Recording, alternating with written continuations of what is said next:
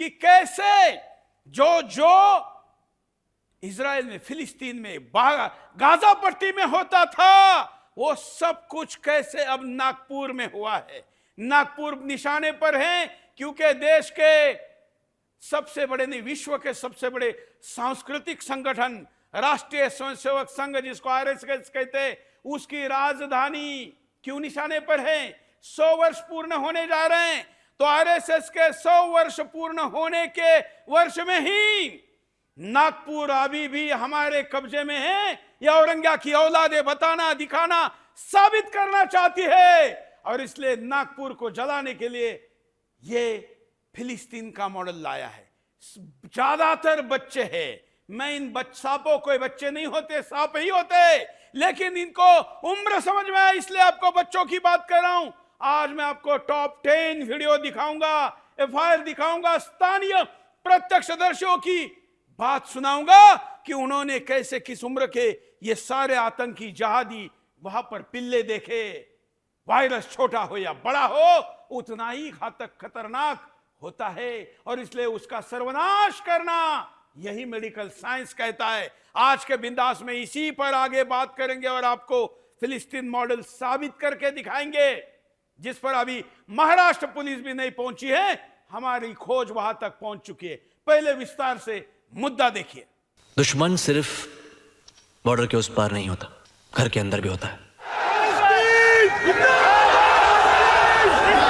इसके खून में इसकी कौम सनी हुई है। इनके कौम में सिर्फ जहर भरा है, जहर। हर तारीख पर इनकी मौसमी मजहब, इनकी आतंक की मोहर लगी हुई। इनोसेंट AK-47 लेकर घूमते हैं हाथ में लॉलीपॉप की तरह। बच्चे नहीं है, टाइम बॉम्ब है साले। देखा नहीं पीछे, आतंकवादी के पिल्ले हैं। वही गद्दारी, वही बेशर्मी, वही पैटर्न, मकसद भी वही और अंजाम भी। महाराष्ट्र के नागपुर में 17 मार्च को हुई हिंसा में सुदर्शन न्यूज एक बड़ा खुलासा करने जा रहा है। नागपुर हिंसा के तार फिलिस्तीनी मॉड्यूल से हूबहू मेल खाते नजर आए हैं। नागपुर के दंगाइयों के दंगे करने का स्टाइल और उनकी हिंसक शैली यहां से 14,000 किलोमीटर दूर फिलिस्तीन के अपने रोल मॉडल आतंकियों से, उनकी सोच से हूबहू मेल खाती है। हिंसा के बाद हमने न सिर्फ जमीनी परिस्थितियों का आकलन किया, बल्कि एफआईआर की कॉपी का भी अध्ययन किया। हमारे निष्कर्ष में जो तथ्य निकलकर सामने आए, वो आने वाले कल के लिए एक बड़े खतरे का अलार्म है। इजराइल के खिलाफ सबसे ज्यादा सक्रियता से लड़ रहे आतंकी संगठन हमास की कुटिलता सब ने देखी है। फिलिस्तीन का रहनुमा बनने का ठेका ले चुके हमास की सबसे बड़ी नीचता उसके द्वारा नाबालिग बच्चों को अटैक और डिफेंस के तौर पर प्रयोग करने जैसी हरकतें हैं। वो नाबालिग बच्चों को पत्थर और गोलियां चलाने की ट्रेनिंग देता है और हथियार पकड़ाकर इजरायली फौजों के आगे खड़ा करता आया। हमास के फ्रंट लाइन आतंकी उन नाबालिगों के पीछे छिपकर हमला करते रहे हैं।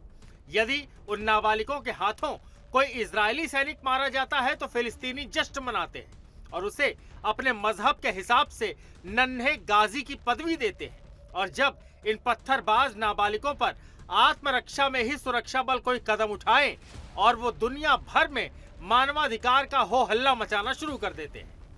नाबालिगों के नाम पर आतंकवाद का जो दंश इजरायली सैनिक झेल रहे हैं, वही सब कुछ भारत के जवानों ने भी कई बार सहा। नागपुर केस में दर्ज एफआईआर चीख चीख कर गवाही दे रही है कि महाराष्ट्र पुलिस के जवानों की स्थिति इजरायल के सैनिकों जैसी हो गई थी। 51 नामजद की एफआईआर में 5 ऐसे सपोले थे जो नाबालिग के तौर पर दर्ज हैं, यानी कि वैश्विक आतंकवाद में 10% की हिस्सेदारी फिलिस्तीनी मॉडल की अब भारत में भी है। अब तक हुई कुल 80 गिरफ्तारियों में लगभग 10 दंगाई नाबालिग निकले हैं। ये संवैधानिक तौर पर भले ही अपरिपक्व माने जाते हैं, पर असलियत में इन सभी ने आतंकवाद, कट्टरपंथ का पूरा पहाड़ा याद कर लिया है। इन कथित नाबालिगों को अच्छे से पता है कि काफिर कौन है और मोमिन कौन, अपना पराया कौन है। इनको न देश से मतलब है, न ही देश की रक्षा कर रहे सुरक्षा बलों से।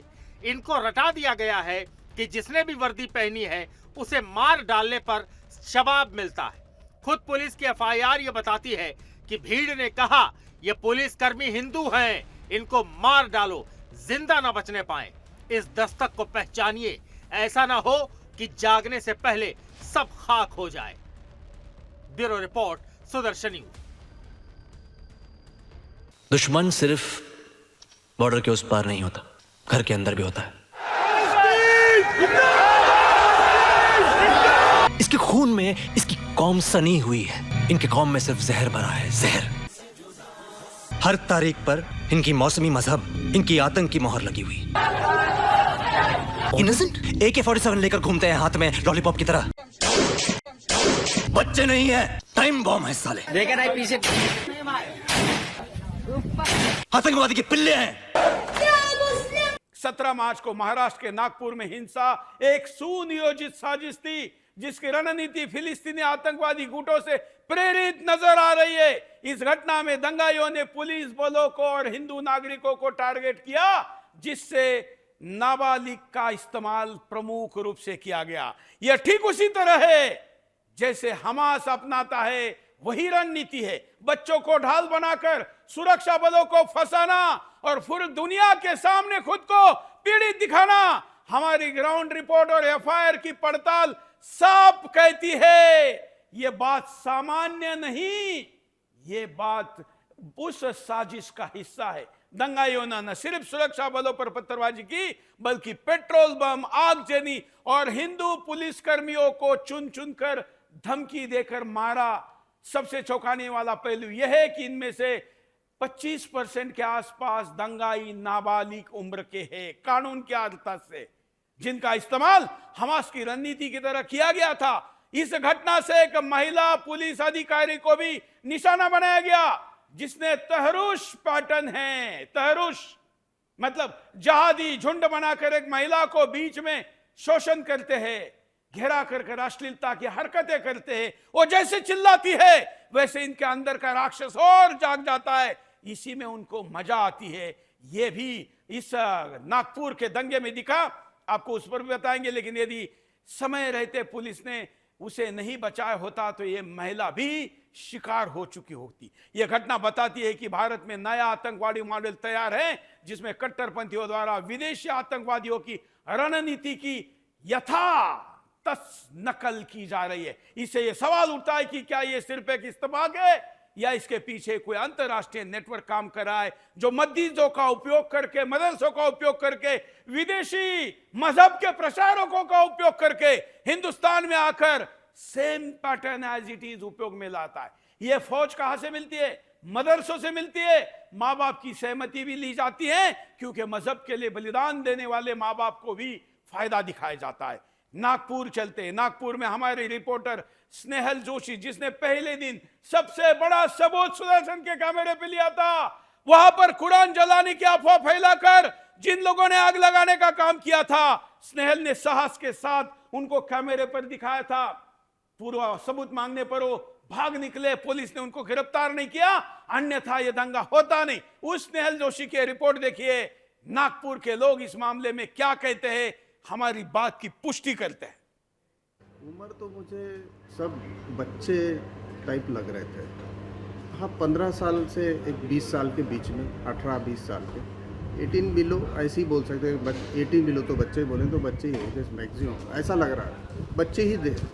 और उन्होंने काम चालू कर दिया, तोड़फोड़ चालू करी, कार तोड़ी, बाइक तोड़ी, जो भी है। घर में उनके हाथ में कुछ ऐसे बॉम्ब टाइप के, ये नहीं क्या बोल सकते, पेट्रोल बॉम्ब बोलते हैं, कांच के बोतल में वो फेंकते थे। तो सब तो हम डर गए।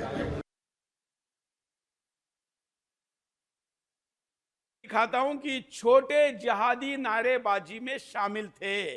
अब इसको छोटे मियाँ तो मैं नहीं कहूंगा, छोटे जिहादी जरूर कहूंगा। जिसको जो कहना है कहे। ये देखिए साइड में, ये नारेबाजी करने वालों की उम्र क्या है, ये किस आयु के है, ये छोटे पिल्ले। मुझे कोई कहेगा कि सुरेश जी आप पिल्ले शब्द उपयोग में ला रहे, अरे जो पेट्रोल बम हाथ में लेकर घर जला रहे हैं, जो पत्थर हाथ में लेकर किसी के गाड़ियों को, जीवन भर की कमाई को तोड़ रहे हैं, जो हमारे किसी पुलिस कर्मी के कपड़ों को छूने का हिम्मत कर रहा है, वो पिल्ला नहीं तो कौन है, वो बच्चा नहीं हो सकता। ये पैटर्न देखिए, एक तरफ इजराइल है, इधर आप नागपुर देख रहे हैं, इधर आप इजराइल देख रहे हैं। इजराइल में जो जो किया जाता है वो सब कुछ नागपुर में फिलिस्तीन। देखिए ये आपके सामने है, दोनों तरफ के वीडियो है। वहां पर भी बच्चों को ढाल बनाकर उनको आगे किया जाता है और उसके बाद नारे होते। जरा ऑडियो में सुनाइए।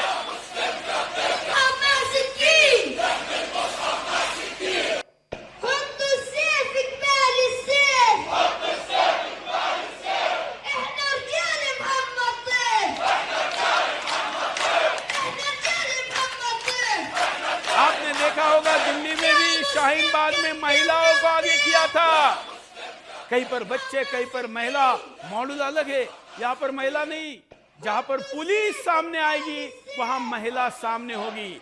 इसलिए मैं कहता हूं कि जब भी कठमुल्ला डरता है खातून को आगे करता है, लेकिन यह खातून वाला फॉर्मूला नहीं है, यहाँ पर ये छोटे जिहादी वाला फॉर्मूला है। आप देखिए ये नागपुर के भीड़ में आपको ज्यादातर कम उम्र के दिखाई देंगे, क्योंकि कानून के हिसाब से मैं चेहरा नहीं दिखा सकता, इसलिए उनको चेहरा ब्लर करके दिखा रहा हूं। लेकिन ये पुलिस के लिए जांच का विषय है, उन्होंने इस विषय पर काम करना चाहिए। अब आप देखिए अगला वीडियो, जिसमें नागपुर के गणेश गेट थाने के बाहर औरंगजेब को आलमगीर के नारे लगाए जा रहे हैं। देखिए कौन है ये हरामखोर, ये दरिंदे औरंगजेब के नारे लगा रहे हैं।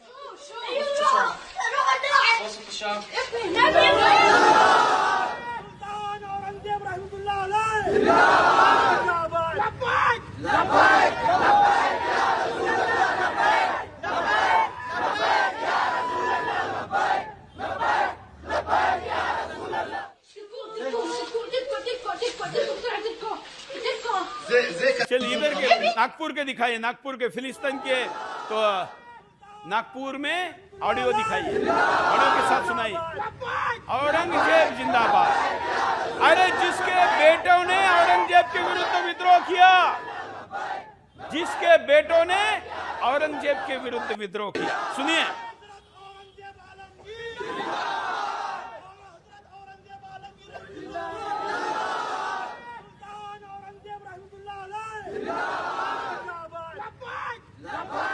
आप सोचिए उस हरामखोर दरिंदे कमीने औरंगजेब के नारे लगाए जा रहे हैं, जिसके बच्चों ने, जिसके बेटों ने उसके खिलाफ विद्रोह किया था, जिसने अपने बाप को जेल में डाला था, सगे भाई की गर्दन काटकर थाली में बाप के सामने भेजी थी, जिसने बहन का भोग किया था।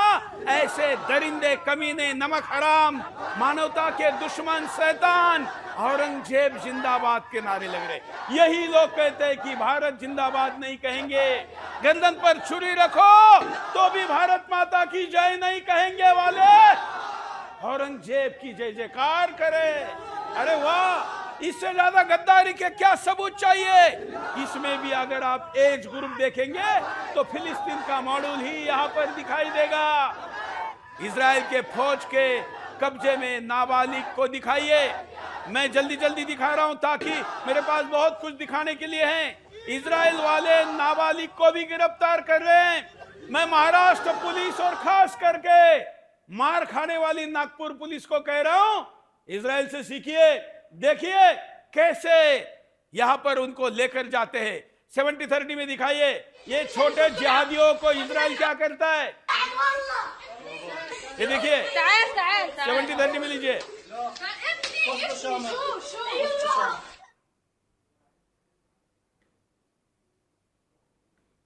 ये देखिए ये छोटे जिहादी जहां पर मिलते हैं, इजरायली सैनिक उनको भी लेकर जाते हैं। बाजार हो या फिर कहीं पर कुछ चल रहा हो, ये देखिए लेकर जा रहे हैं हमारी पुलिस को भी। अरे बात केवल नागपुर और महाराष्ट्र पुलिस की नहीं है, हिंदुस्तान के पुलिस को ये आजमाना होगा।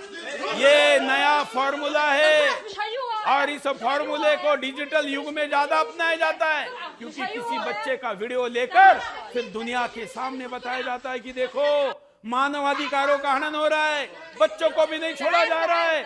अरे ये तो टाइम बम है, टाइम बम। बच्चे नहीं है, ये बच्चे टाइम बम बनाकर भेजे जाते हैं। ये जिहाद के हथियार है और इन जिहाद के हथियारों को सप्लाई करने वाले जितने भी मदरसे हैं, और इनके माँ बाप है वो भी उतने ही अपराधी है। अगर नए मोटर ड्राइविंग कानून के अनुसार अगर नाबालिग गाड़ी चलाते हुए पाया जाए, एक्सीडेंट करते हुए पाया जाए, तो उसके माँ बाप को सजा होती है। तो गाड़ी चलाने वाले नाबालिग के माँ बाप को सजा हो सकती है, तो नाबालिग जो बम फेंके, पत्थर फेंके, जो पेट्रोल बम फेंके, उसके माँ बाप को सजा क्यों ना हो? ये मैं भारत सरकार को पूछ रहा हूं। इस दिशा में आगे बढ़ना जरूरी है और ये कानून भी लाना होगा। फिलिस्तीन मॉडल का यही समाधान है, कोई और समाधान नहीं है। पुलिस पर अटैक, पत्थर फेंकती भीड़, दंगे में घायल पुलिसकर्मी दिखाइए। अरे आपको बचाने के लिए पुलिस आएगी ऐसा सोचकर अपने घर में आत्मरक्षा की व्यवस्था न करने वाले हिंदुओं, नागपुर पुलिस का हाल देखो। दिल्ली पुलिस ने भी 2020 में क्या हुआ था, यही हुआ था। और ये दोनों तरफ के वीडियो है। अब नागपुर का एक बार दिखा लीजिए, फिर फिलिस्तीन और दोनों कंपेयर करते। देखिए पुलिस पर पथराव, वहां पर भी क्या हो रहा है, पुलिस के विरुद्ध हथियार उठाकर। देखिए ये नागपुर के वीडियो है। टोपी देखिए, पुलिस वालों को छुपना पड़ रहा है, लेकिन ये टाइम बम, ये कल के नहीं आज के टाइम बम आज ही पुलिस पर पथराव कर रहे ये दंगाई जहादी झुंड हिंदुस्तान के गली गली में पहुंचाई गई है। उनके अंदर गोला बारूद भरा गया है, किताबी गोला बारूद, विचारों का गोला बारूद। इस देश के विरुद्ध लड़ने की बेईमानी का ठोस प्रतिदिन दिया जाता है और वो ठोस विस्फोट बनकर जब फूटता है तो नागपुर घटता है। नागपुर ये अटैक कंपैरिजन अब दिखाइए। अब ये नागपुर देख लिया, अब जरा देखिए फिलिस्तीन भी, ताकि वही फॉर्मूला, वही मॉडल, वही तरीका, वही स्टाइल, वही लोग, वही कपड़े, वही विचार, वही हमलावर, वही काफिर शत्रु, सारा कॉम्बिनेशन डेडली है। उधर का भी दिखाइए, उधर का भी दिखाइए। हाँ अब देखिए ये इजराइल और ये नागपुर, कहां से, कितने दूर से आया, किसने लाया, कैसे लाया। कोई खोज इतना ही करना है कि पासपोर्ट चेक करना है कि कौन आया था। भारत सरकार मजहबी प्रचार के लिए जब तक विदेशी घुसपैठियों को देश में आने देगी, यहाँ के लोगों में गोला बारूद और भरा जाएगा। हालांकि हमारे यहाँ का देवबंद ही विदेशियों में गोला बारूद भरता है, ये बात अब सर्वश्रुत हो गई है। अब आगे बंदूक थामे नाबालिग आतंकी, मतलब बंदूकें वहां तो खुलेआम फैलाई जाती है, यहां पर भी है। आपको यहाँ के मस्जिदों का भी आपको तलाशी लेनी होगी, तब जाके आपको पता चलेगा कि असली हथियार कहाँ है।